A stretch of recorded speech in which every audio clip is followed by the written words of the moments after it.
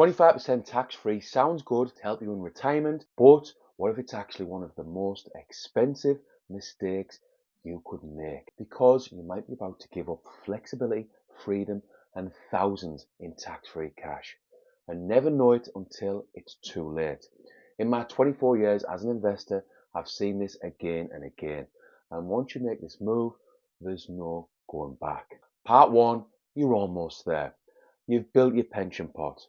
Maybe even got some savings on the side. No income other than the job you hate until your state pension kicks in. So you think I'll just take the 25% tax-free lump sum from my pension and live off that. That plan feels smart, feels safe. It's what most people do. But I'm here to show you why that one choice, just one, might quietly cost you thousands. Part two, why I care about retirement. Over the last 24 years, I've worked in the Royal Air Force, I've worked as an electrician and electrical engineer, and after getting my engineering degree in 2016, I've progressed to management roles. But why am I sat here talking to you about retirement? Well, because I've seen too many family members over the years and too many contractors with too many regrets. The vast majority because of a lack of money in retirement. And I know their main problem, a total lack of financial education. Let me give you a personal example. My dad needs to work for 6 or 7 days every single week to build up his pension pot because he hasn't got much saved for retirement. Not only that, but he needs to get 2 new knees and he's finding work harder and harder. Looking back, my dad could have easily saved £500 per month over the last 30 years. Let's make some assumptions. If he'd have invested that money every month into the S&P 500 with an average return of 10%, he would have ended up with over £1.1 million. He would have been retired 100%. I have hundreds of investors in my school community, and I also use this channel to help people to start investing, to make sure they're not struggling in retirement. This is just so you know who I am and why I care. Part 3, the 25% tax-free lump sum. Here's another personal story relating to pensions, but it's more related to the 25% tax-free lump sum many people take out as soon as they can. A colleague of mine who I was working with a few months ago, Andy, who is 62, I won't tell you his second name, he wants to retire next year.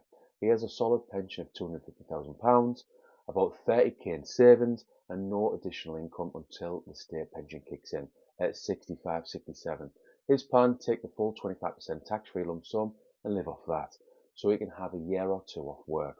It's not wrong, but it's not necessarily the most efficient way to manage his retirement. Before we carry on, this video doesn't contain any financial advice, and the full disclaimer can be found below in the description. Part 4, what works is education. He might have been given some bad advice. Now, just to be clear, I didn't give him any advice. I was just trying to be a good listener. I'm not a financial advisor and don't pretend to be. I might suggest YouTube videos or books to colleagues like Andy, but most of the people I work with don't want to know about financial education at all, especially people who are close to retirement. Advice tells you what you can do, especially bad advice. Planning shows you what you should do. And that for me comes with education. That tax-free lump sum approach in this case would help Andy for a year, maybe 2. But what about when he's in his late 60s? The way he's going, he'll end up relying heavily on that state pension, which is a situation I don't want anyone being in. What about you? In Andy's situation at 62, would you take out a 25% lump sum out of your pension, or would you keep on working? Part 5, let's look at Andy's numbers. Option 1, lump sum.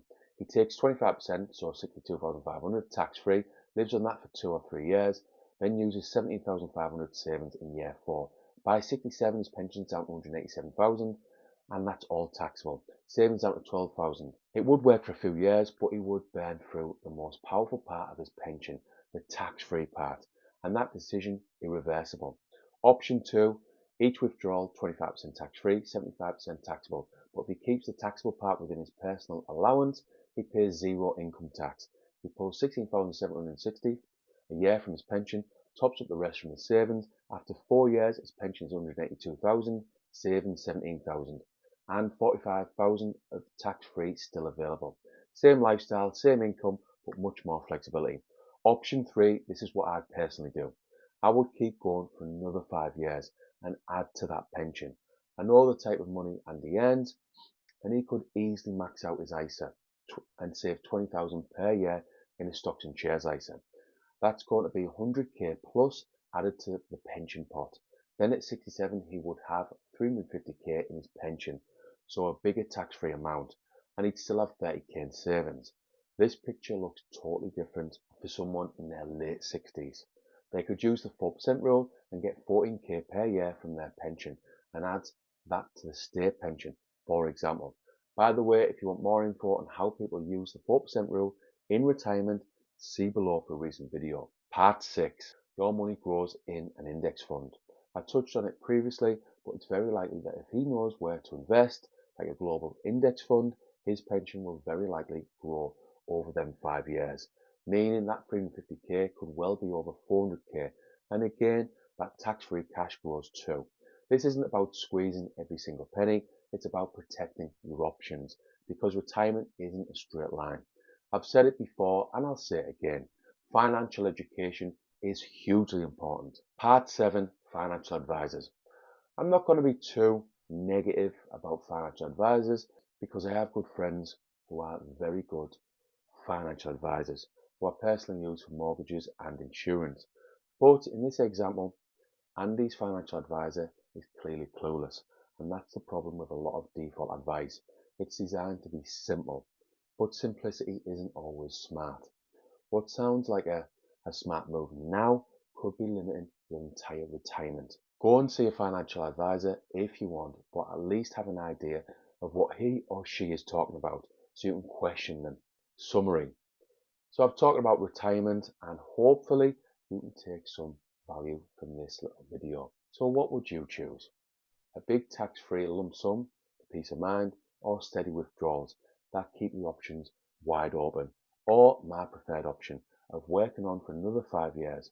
Let me know your answer in the comments below. I genuinely want to know what you pick. If this made you rethink your retirement plan, hit like, subscribe, all the good stuff, and send it to someone close to retirement. It might help them avoid a painful mistake. Thanks for watching.